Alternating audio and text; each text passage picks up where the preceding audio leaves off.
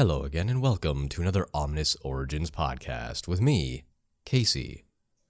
Now before we get into anything, I do want to let you know about a couple of things that are going to be happening this month. As you may know, February is Women in Horror Month. Last year I interviewed one person, that was Kristen Zaza from the podcast, A Dark, Cold Night, which you should absolutely go check out yourself. But this year I want to do something different. I want to go bigger. And that is exactly what I'm going to do. Right now, I'm aiming to upload 2 podcasts a week, each featuring a new woman in horror that you may or may not have heard of. So you can look for updates on Wednesdays and Fridays from here on out. I'm looking so much forward to this, it's ridiculous. And to top it off, our very first one comes from our sponsor, Morbidly Beautiful. And of course, that is morbidlybeautiful.com. The founder, editor-in-chief, and creative genius, that is Stephanie Malone, was kind enough to sit down with me for about 45 minutes to an hour where we talk about everything to do with women in horror, Morbidly Beautiful, and what she has going on herself. Like I said, I'm very excited for this month. So this is the very first Women in Horror interview. This is Stephanie Malone. Ominous. Ominous. It is an adjective. Sounds like someone breathing.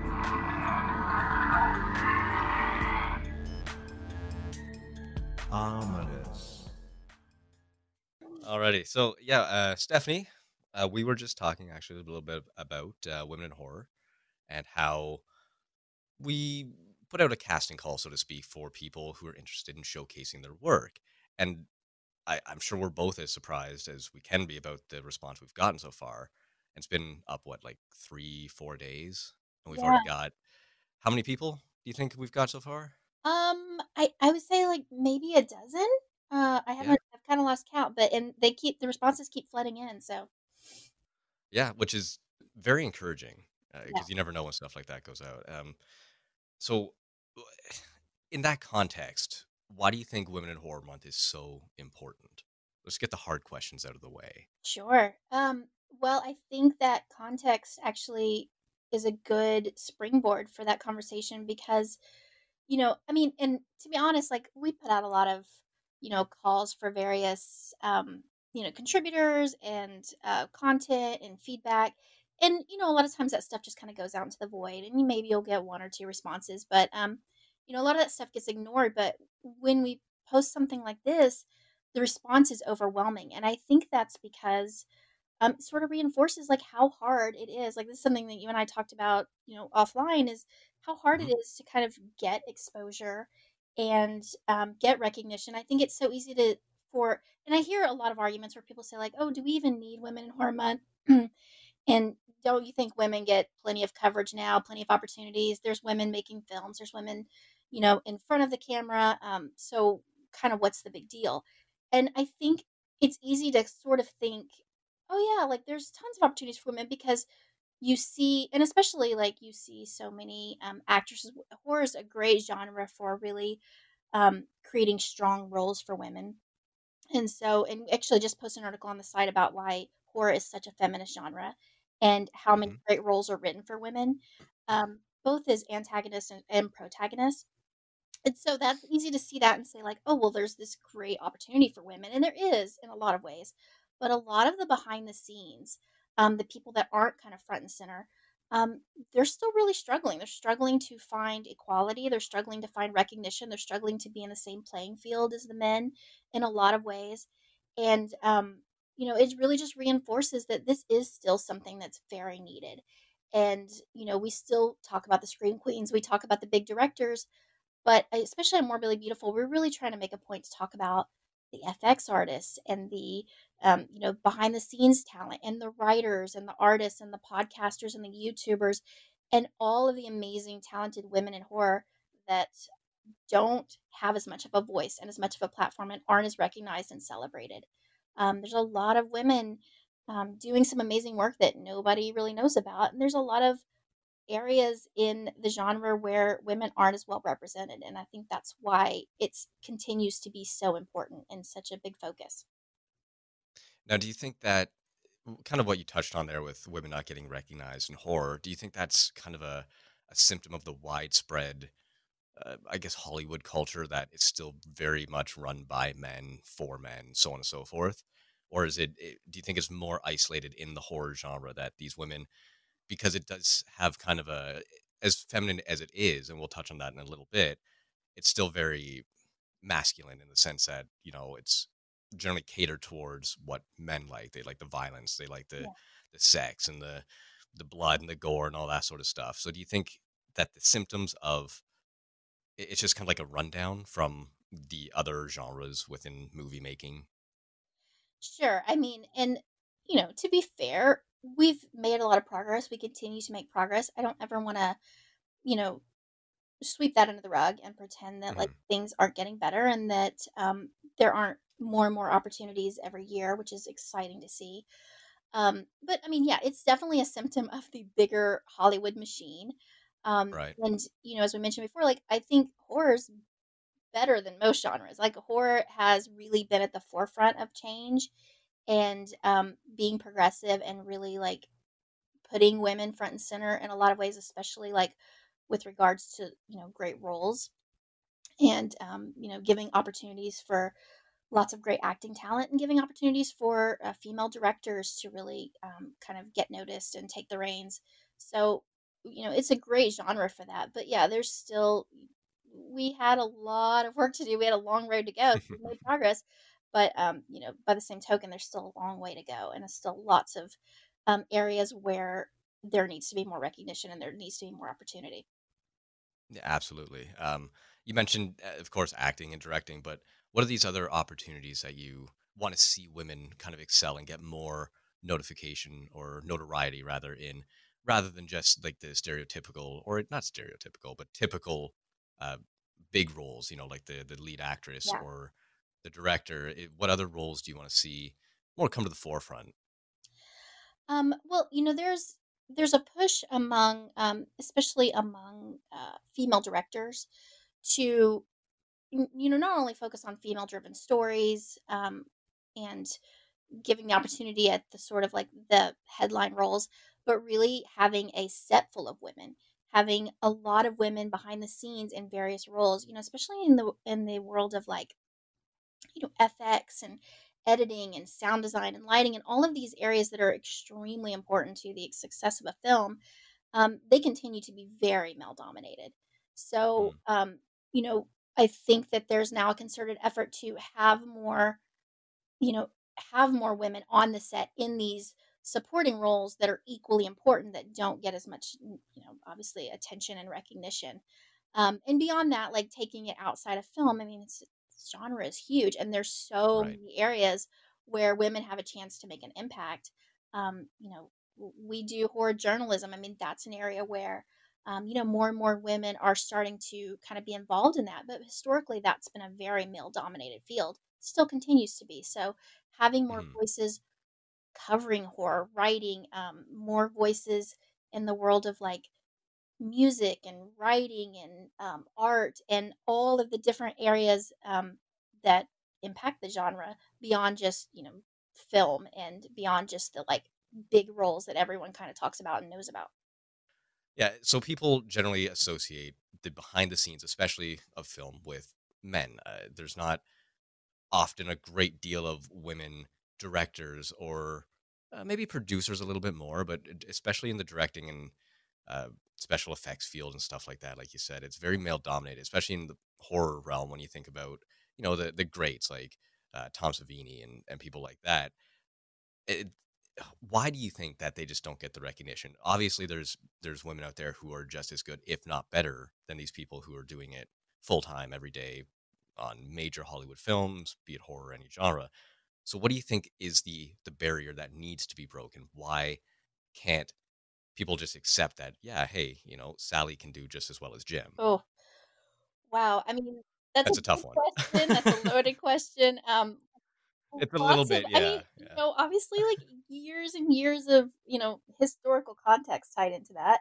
I I don't want to sound too much of like, oh, it's the patriarchal system. But there's definitely Yeah, It I is. mean, You and I can don't wanna say say it in this, it. I like, mean, hateful way, like, "Oh, damn the man." It's just the way right. that it's been for the longest time. These were male-dominated roles, male-dominated fields, um, and, I mean, that's just the way it was, and the men, ran the show, and they had Mhm. all the power and the money behind them, so they got all the recognition and the backing and the support and the media attention, and, it's like when we talk about privilege, it's like the privilege of being a man in this, structure that is male dominated. You just have you have a natural advantage. And so it's a harder Yeah. road for women coming up in this and trying to get parity and trying to get the same recognition.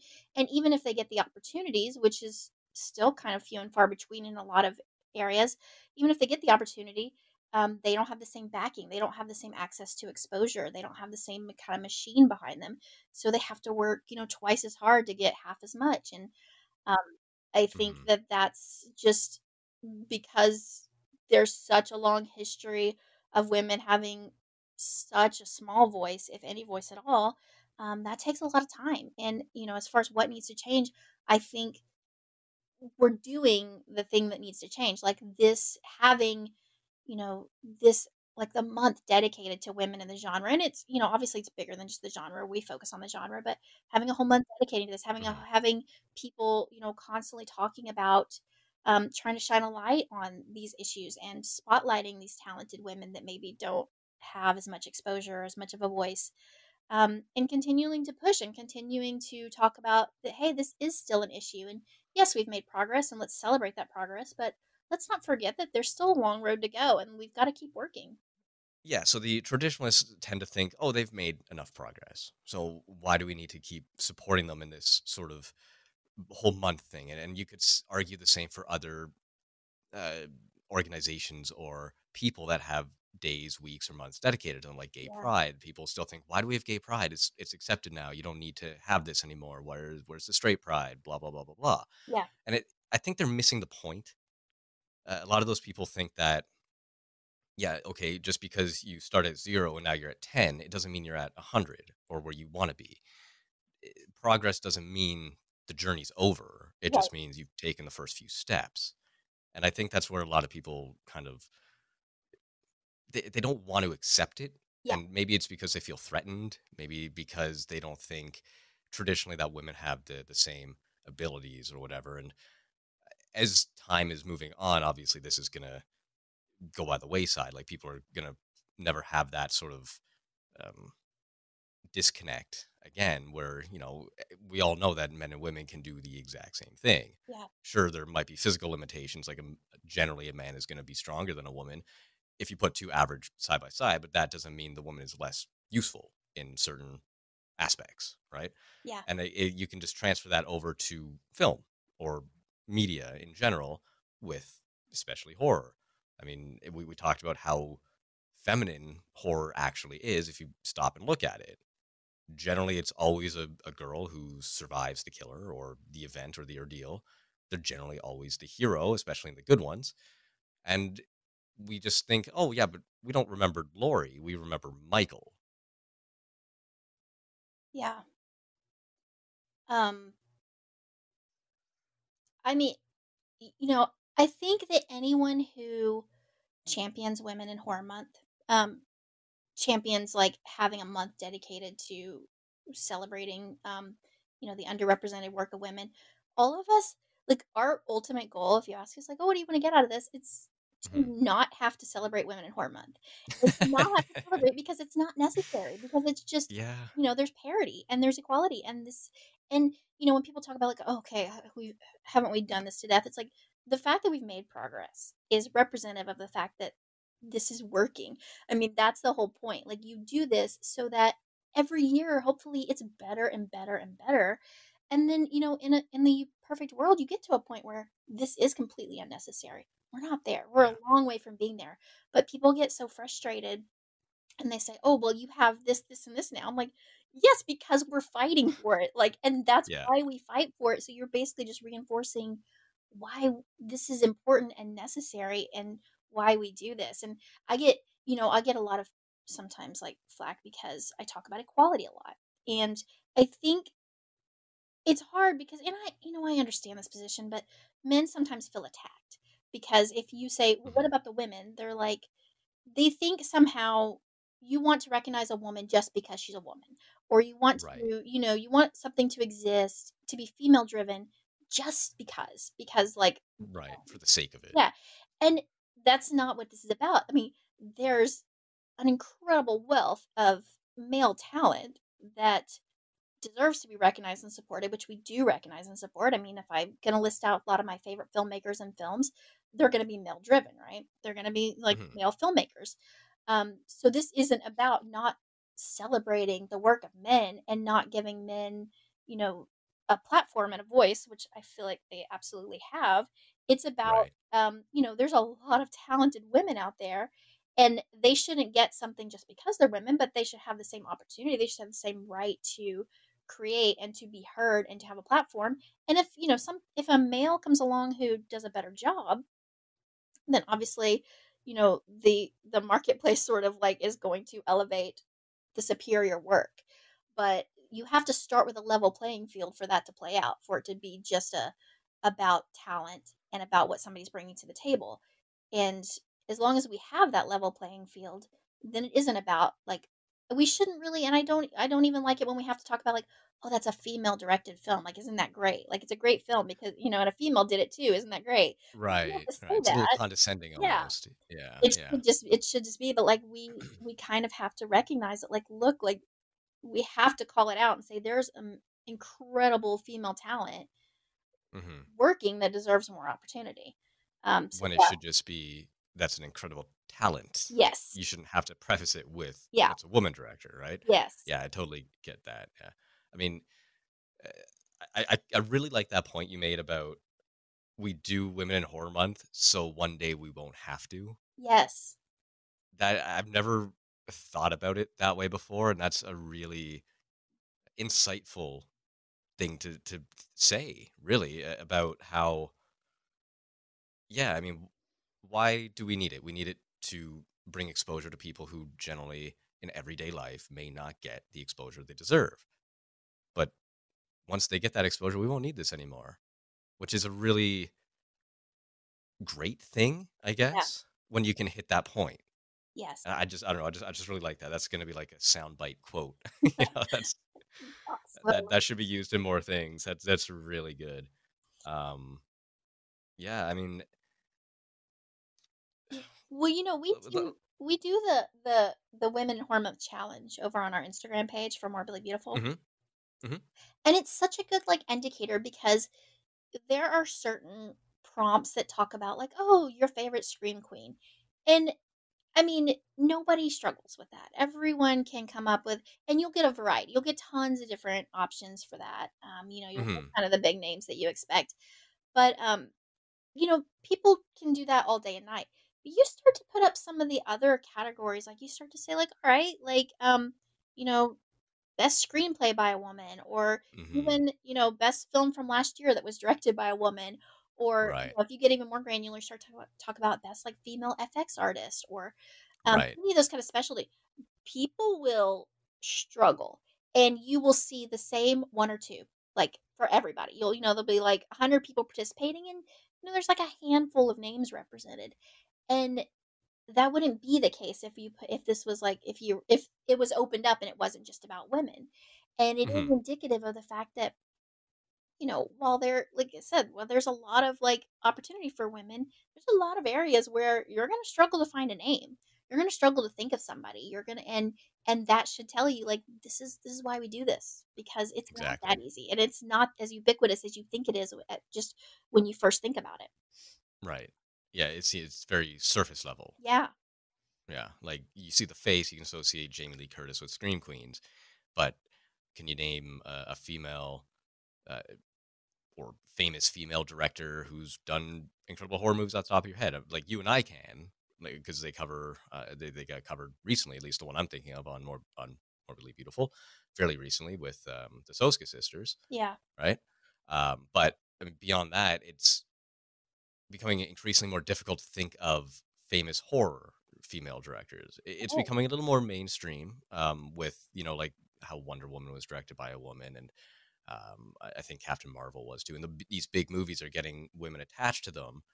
So hopefully that's a trickle down effect, kind of like how everything else, as you mentioned, the big Hollywood machine trickles down uh, the traditions, and it'll eventually hit the horror genre. But until then, we have Women in Horror Month, Yeah. right? Yeah. And one of the things I was reading about is it's not just okay, like let's let a woman direct. And Mhm. this is even, more so for like when you branch out into like mainstream Hollywood. But it's, you know, I've read articles about like if a female driven film fails, it's incredibly hard for the woman to get another opportunity at that level. Mm, yes, They sort yes, of, have this blacklist against them for making a film that failed, whereas men don't have that same like you can make a film that make a tanks terrible and movie. get a multi-billion-dollar contract like the next 2 month. weeks later, It's like yeah, it's so there's ramifications beyond just like, oh, like, do women get a chance to come to the table? It's like, what standards are they held to, and how are they yeah, evaluated? yeah. And is it that much higher Yeah, than for whatever reason? It seems to be that much. One. It's almost as if one representative of the gender, like whoever, fails. It means every woman is going to fail, which is unrealistic and yeah, dumb to think about. I mean, I just remember a radio commercial I heard the other day. It's for some TV show. I don't remember what the show was, but it had the voice over the main character. She's like, "I'm the first female chief of police in Los Angeles ever, and if I mess this up, then there'll never be another female chief of police." yeah, I'm like, yeah, okay, yeah. I mean, it's you never really think about it that way until you break down. You look at history and think, oh yeah, that movie flopped. It was done by a female director. yeah. Where's she now, right? But that movie flopped by how many terrible movies has? I mean, I'm going to preface this with I love Kevin Smith, but he's done some very weird movies in the past. But he still Oh, keeps I love making them, Kevin and he's still Smith. right. But I mean, Yeah, like Tusk was it was great, but it was like, what the hell is going on here? But yeah, then he still gets contracts to make other movies. Cop Out was brutal, but I mean, right. he comes back and he's still very much beloved in Hollywood. And can you say the same for, like you said, a female or even a trans director? You mean you don't hear about Yeah, that too often, other than I think the two who made the Matrix sequels. They were trans, I believe. I can't remember their names, so I can never pronounce their names. Well, I can't. I'm not gonna get to try it. But I mean, besides the Matrix, have they yeah, done a whole lot? yeah. And it's like like we take Wonder Woman. We talked about that. Hmm. That it's not just when you have those kind of stakes, and you have and not only like female driven, but like, oh, it's a female superhero, which is Right.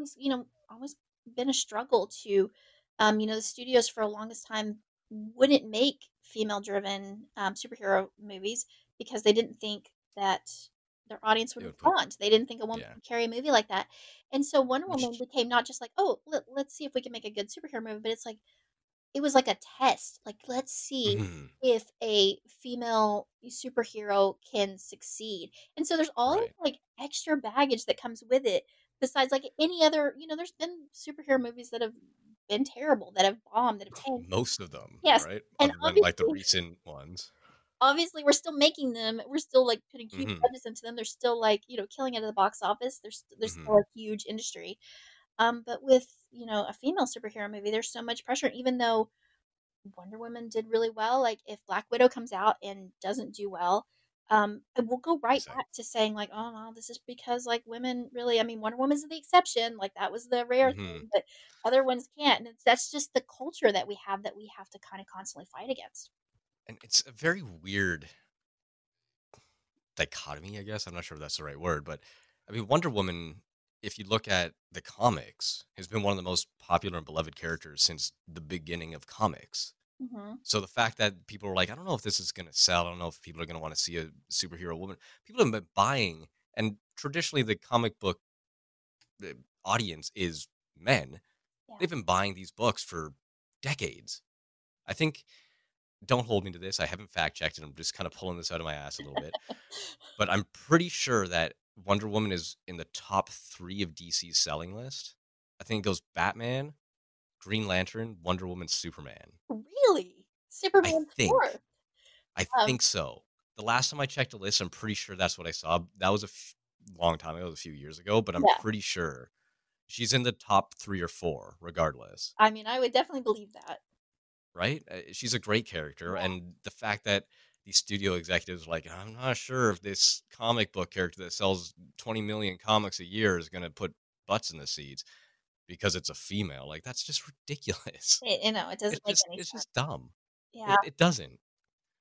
Ugh, I don't know. I don't know. I do want to talk to you though about not to sell Women in Horror Month short at all or anything like that, but I do want to talk to you about Morbidly Beautiful, Okay. and it's your baby, right? Yeah, it's my baby. Yeah. So how did that get started? Tell us the history of Morbidly Beautiful. What got you into it? What was the inspiration?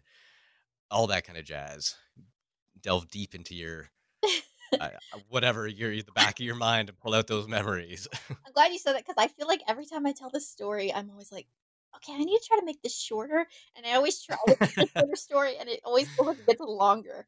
I'm going to try That's again fine. to be brief. And it's hard because I'm like, it feels like I think this is our 5th year, if I'm not mistaken. We're entering our 5th year. And Hmm.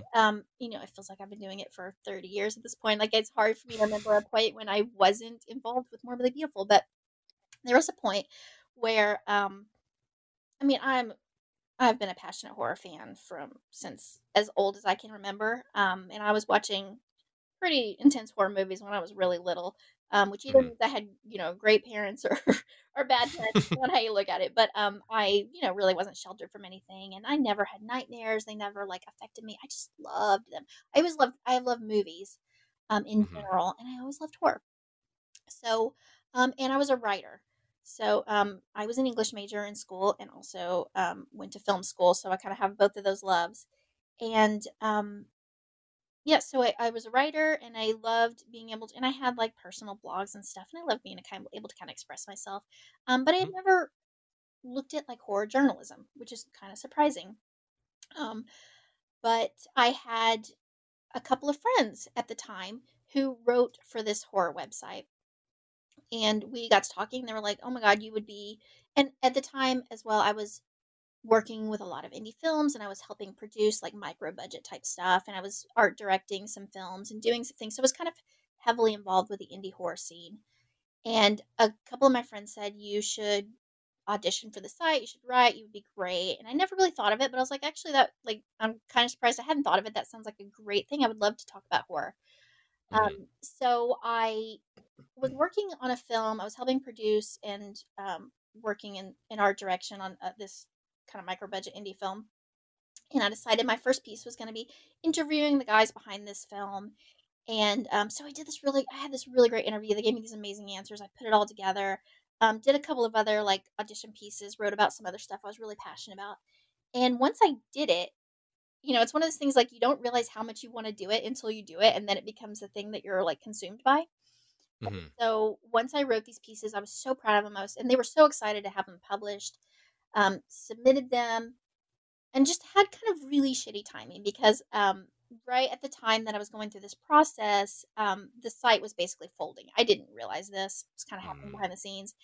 And Right, the editor right. kept going like, "Oh, I'm busy. I've got this going on. This going on. I'll get back to you at some point."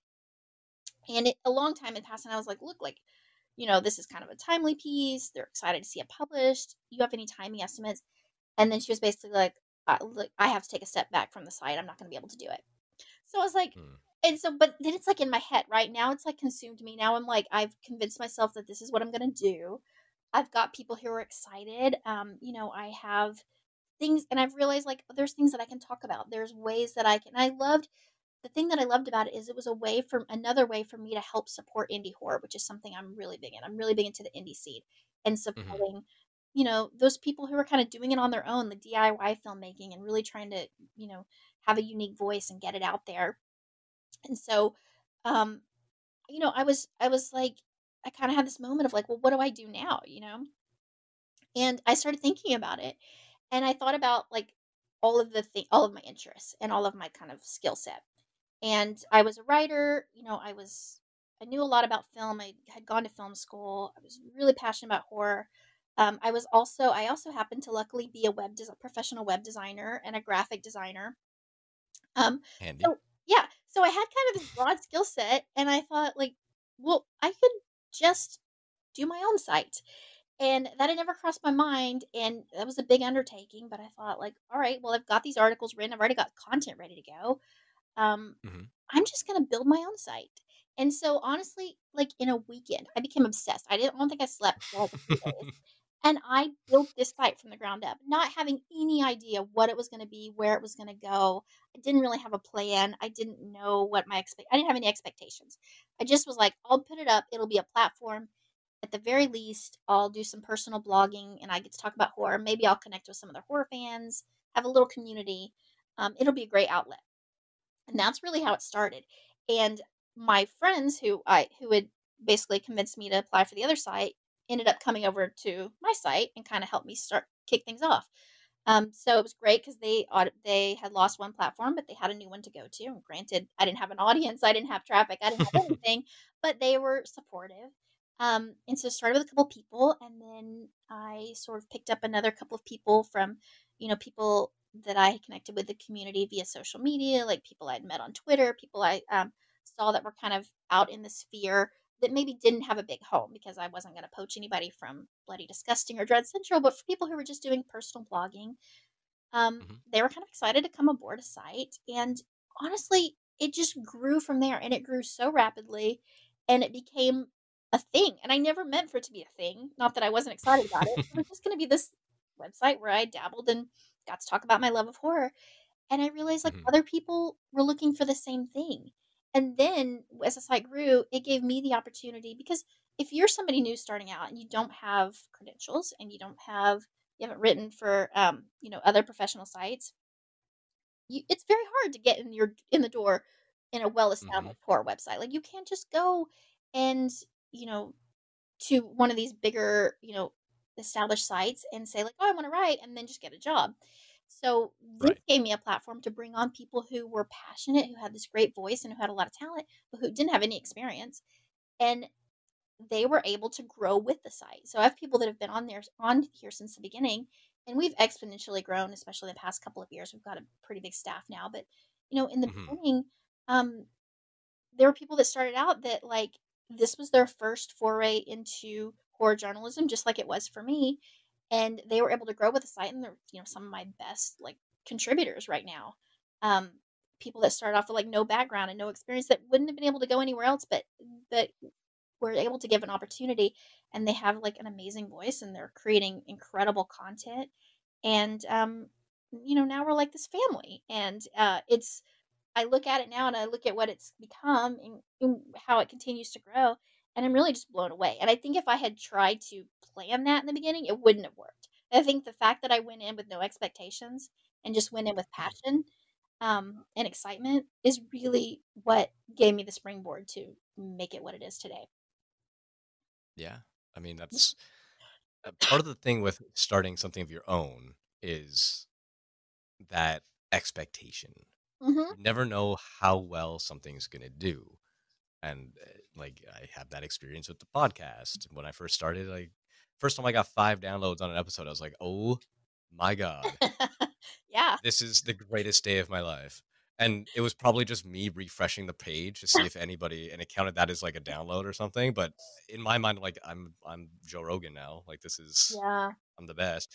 But I know what you mean. And it's hard to kind of curb your expectations a little bit, Yeah. especially when things do start to pick up and you're like, you don't want to get too ahead of yourself. And as long as you still have that passion, like you said, for it, which you obviously still do because you probably put more work into this than you do like your day job. Yeah. Don't tell my boss, Um, but I surely do. so, uh, like, I know how that goes. And it's just, it's incredible to see something like this, something that kind of started just from an idea, Yeah. and a form of building on not somebody else's thing, but looking at like, well, okay, that site was, I wanted to be that. I Yeah. wanted to write for them, and then they fell apart. You didn't have to pick up the reins, so to speak, but you did, and that shows a lot of character, I think, in terms of the kind of person you are.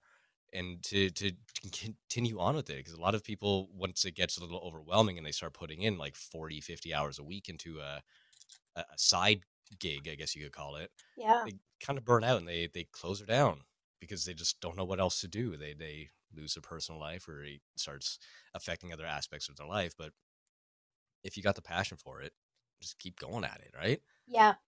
And I think that's what people don't realize is that, I mean, it's a full time job. And like you said, Hmm. I put in more time and effort into this than I do my full time paying gig. And this is, I mean, Hmm. Morbidly Beautiful is an unpaid gig. It's all volunteer. Everybody that writes is volunteer. It's not for profit.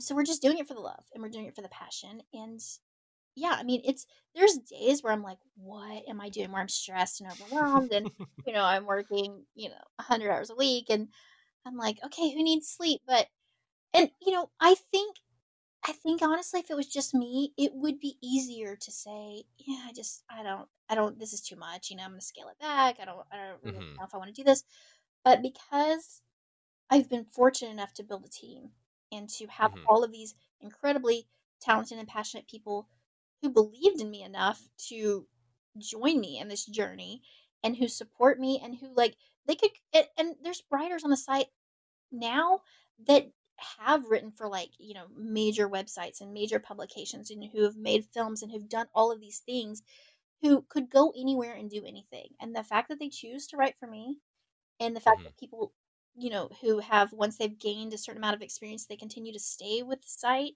and continue to be loyal. I mean, that means the world to me, and I don't take it for granted. But the fact that now I feel like people depend on me and are along the journey with me, now it's like I can't give up, because Right. now it's not just me, and I don't ever think of the site now as my site anymore. I think of it Hmm. as everybody that contributes to the site, it's their site. Like we are a team, we are a family. I couldn't do any of this without them. And so I don't want to let them down. I want to continue to give them a forum that they can express themselves and to make sure that they feel like they have a home. And so now, like, it doesn't matter when I have those days where I'm like, this is ridiculous. I don't know what I'm doing. I've lost my mind, which is often, I think that.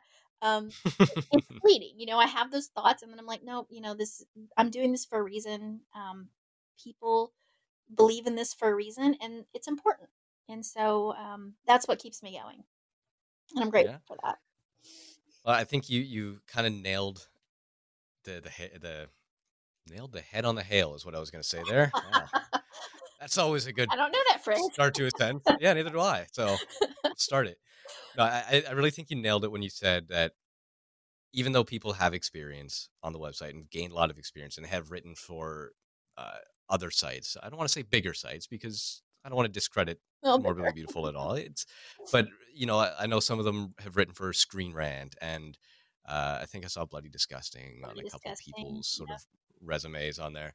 Um, but they still choose. You used the word choose, and I don't think you did that intentionally, but you said choose to write for me still, and that really shows the character of you again. That you're a great leader. You're not a boss. You're a leader. You show by example, and people want to repay you for giving them the chance and sticking with them, and they in turn want to stick back with you, and that goes again, like I said, to just the type of person you are, and it just shows that the horror community in general isn't just metalheads with tattoos on their faces and spiky hair. It's really friendly people.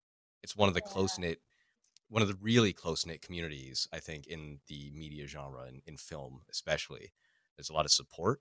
There's a lot of people who want to see other people succeed, even if it is at their expense.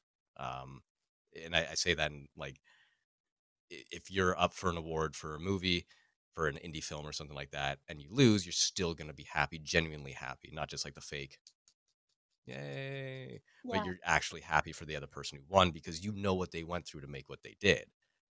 And I think it's just I just love the horror community for that, Me too. you know, and it's filled with people like you in there who are very supportive and people just genuinely like. Yeah, I mean, and that's like we have writers on the site who are indie filmmakers, Hmm. and they're incredibly passionate. Not talk I mean, they never talk about their own work. They're never like, "Oh, can you review my film or can you plug this?" I don't ever get any of that. All they wanna do is celebrate other indie filmmakers and, Hmm. celebrate the craft and, be supportive of other people.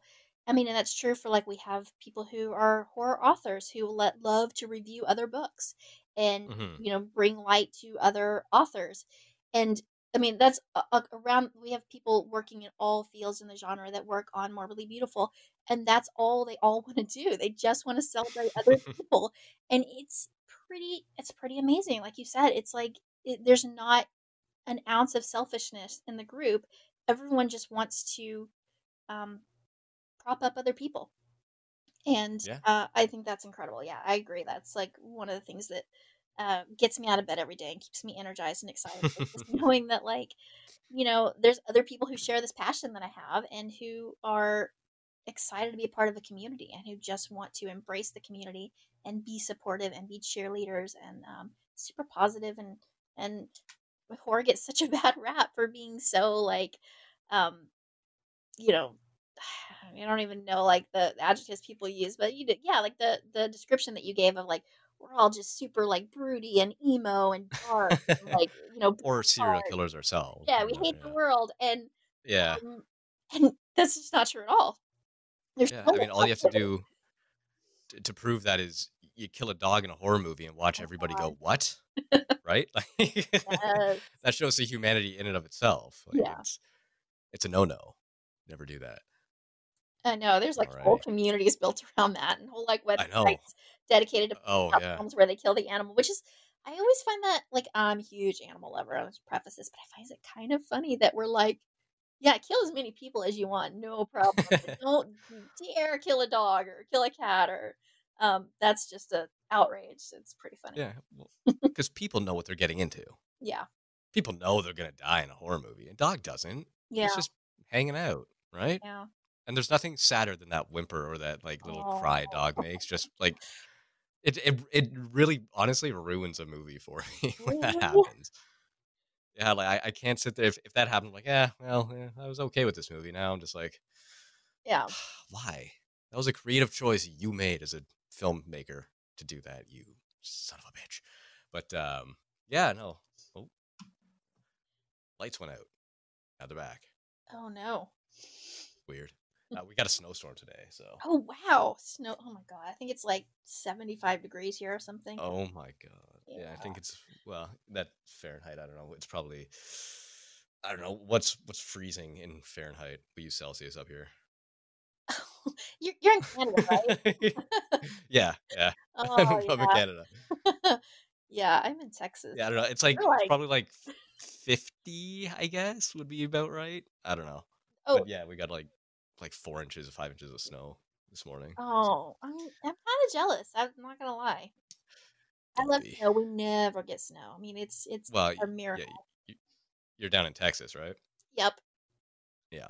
So not a whole lot of snow on that No. side of the And if we get, like hemisphere, I if guess. we get, like, I don't know, like, a cup full of snow, if somebody dumps a cup of snow on your lawn, the whole city shuts down. We're like, "Oh my god, snow day? Close everything. Snow day. Don't leave the house."